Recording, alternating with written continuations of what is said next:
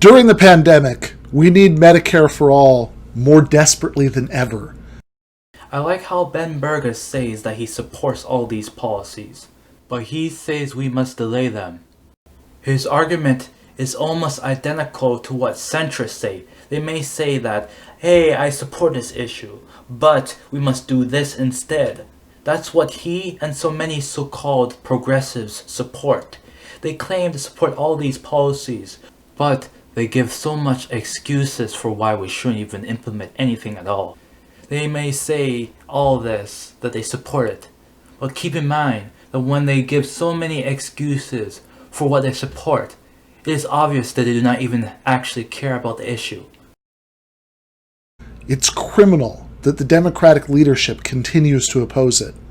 Everyone on the left agrees with that. But to understand how the Democratic and Republican establishments can succeed in continuing to block such a basic reform, we need to avoid the dangers of voluntarism, the idea that we can achieve important political results by just wanting them badly enough. History is done through actions. It is not simply done by words. And when it's supposedly done by words, there is actions to back it up. It's true that you can't change anything in terms of politics without looking at the social structures. But the main issue is, when are you actually going to do anything? If you're going to delay, then your plan has to be quick, because taking too long is not going to really give you any reasons why people are going to support you. You can say, we're going to feed you, we're going to give you housing, and we're going to give you all these essential aspects of life.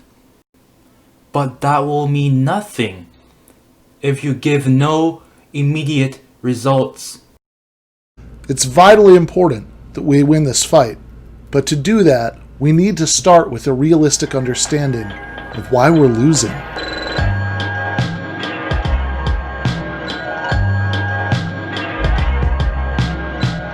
Nancy Pelosi has been re-elected as Speaker of the House.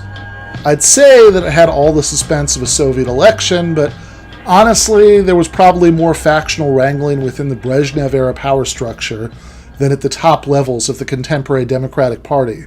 Anyone on the left should be able to agree that Nancy Pelosi continuing to exercise any sort of power is a bad thing. But comedian and YouTube host Jimmy Dore has suggested that all of this reflects particularly badly on Alexandria Ocasio-Cortez, that AOC should have taken the leadership vote as an opportunity to exercise some sort of leverage in a way that would advance the cause of Medicare for all. How's that work? Well, his argument is that she should have taken a tough negotiating position, demanding that Pelosi agree to schedule a vote on Medicare for all in the House of Representatives as a condition of supporting her re-election to the speakership. To hear some of Jimmy's most intense online supporters, you'd think that if AOC had done this, the result would be that Medicare for all would become law. You'd think that after years of being one of the highest profile champions of Medicare for all on the national stage, AOC was revealing herself as a hypocrite and a sellout at just the moment when she had a chance to make it a reality. Now, to be fair to Jimmy Dore, I don't think even he thinks that things would have played out that way. He knows it wouldn't have had the votes to pass even the House, never mind a Senate that will most likely be controlled by the GOP. His idea is this: there are currently well over 100 congressional co-sponsors of the Medicare for All bill. At least some of these people probably aren't serious about it. They're co-sponsoring to shore up their progressive credentials, but push came to shove, they wouldn't actually vote for it. So he thinks that having a vote would be a useful test. We'd see who was really supporting giving health care to their desperate constituents and who would ultimately side with the insurance industry. Once the battle lines were drawn, we'd know who to target. His premise is almost certainly right in some cases. I'm sure there are at least some congressional Democrats who are ready to make the gesture of symbolically supporting an important reform, but would think twice about enraging the donor class. But his idea for finding out who these people are collapses the second we start to think about it. Let's assume, for the sake of argument, that AOC has enough leverage to force Pelosi to allow a vote on Medicare for all. She almost certainly does not have that kind of leverage, because why would she? It's not as if Pelosi was in a close leadership race where she desperately needed the votes of a few leftists. But whatever, let's pretend she did. When that vote happened, why would anyone who was co-sponsoring it vote against it?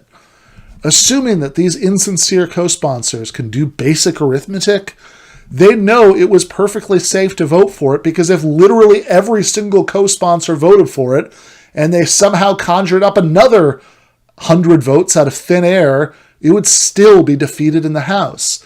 And that's not even mentioning the existence of the Senate, or a president-elect who openly said on the campaign trail that if it did somehow pass both houses, he'd veto it. So why the hell wouldn't anyone willing to symbolically co-sponsor Medicare for All, thinking it wouldn't go anywhere, also cast a symbolic vote for Medicare for All, again, knowing that it wouldn't go anywhere? This idea makes no sense. Forcing the Senate to vote would encourage protesters to mobilize. It can be used as a form of blackmail, in which the progressives boycott the rest of the party and force them to actually accept the idea of Medicare for all. Politicians are not your friends. They're not your heroes. They're only there to actually implement what you want. If you fear that they won't do what you want them to do, then it's your fault. You are a petite bourgeoisie individual that has no interest in convincing people that they must do certain policies. It's possible to force politicians to do Medicare for all simply by not voting for them. If you force them to think that this policy will ensure that they will stay in power, then they will actually do what you want them to. But you and many other people on the left are scared of such possibilities. You want to accept the status quo, but at the same time want to create the illusion of actually challenging the status quo. So why are so many people in Dore's audience so willing to believe it and to denounce one of the only real solid social democrats in the House over this? The underlying disease is voluntarism, the idea that we can will important political outcomes into existence. Put a different way, voluntarism is the idea that anything is possible, regardless of the political terrain we're fighting on. And if anything is always possible, then only personal motivations explain why things happen the way they happen. Voluntarists attribute failures and losses not to larger structural factors, but to the losers having not fought hard enough to win in the first place. Rather than assessing the circumstances in which actors must make tough choices, they're instead considered to be sellouts and hypocrites.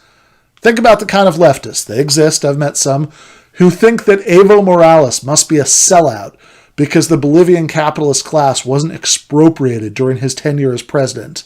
Never mind that cutting off one tiny developing nation from the world economy would have been a humanitarian disaster, very quickly followed by a political disaster.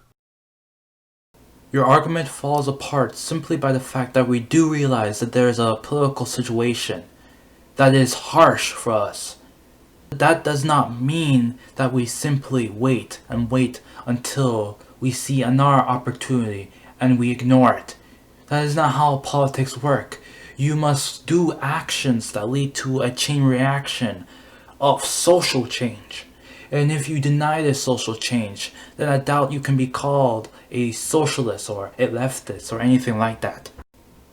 We should also keep in mind that Nicaragua, Cuba, and Zimbabwe are examples of countries taking away private property from their upper classes.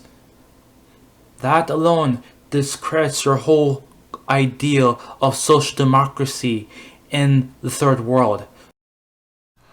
Now, of course, there are moments when a particular individual does have a unique amount of leverage over the course of history.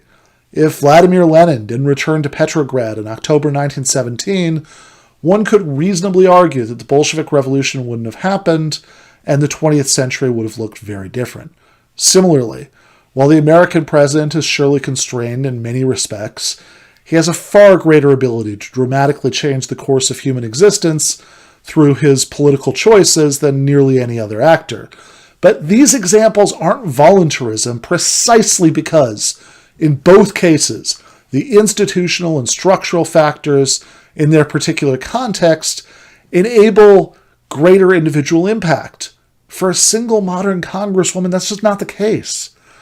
Voluntarism needs to be resisted, not primarily because it's unkind or uncharitable to the leaders castigated for allegedly not wanting good outcomes badly enough, but much more importantly because it blocks us from seeing things clearly so we can start to think about what strategy could actually lead us to victory.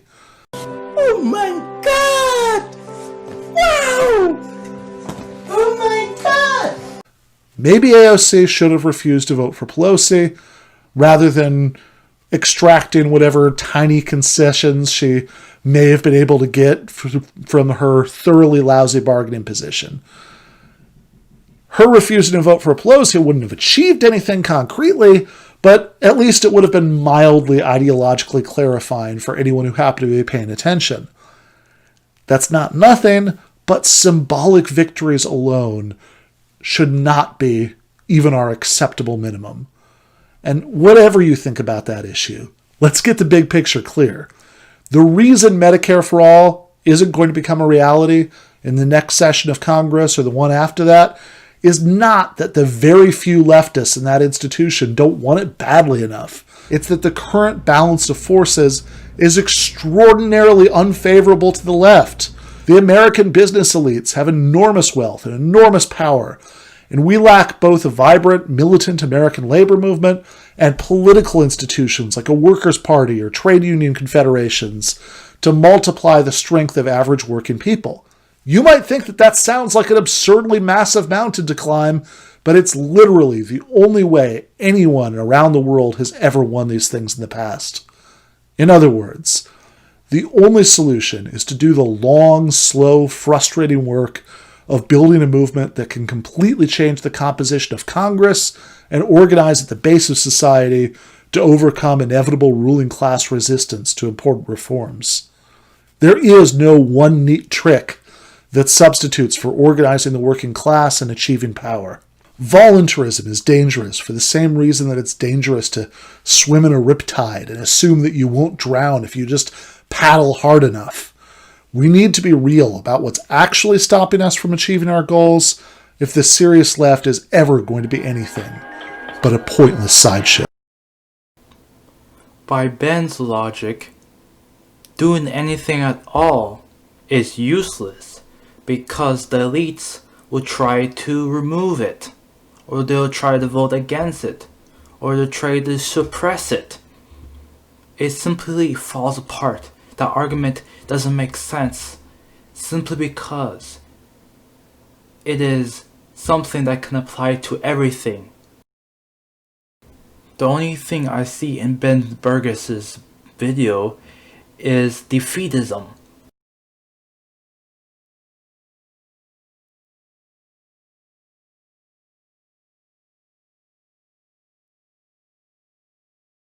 I just have one thing to say.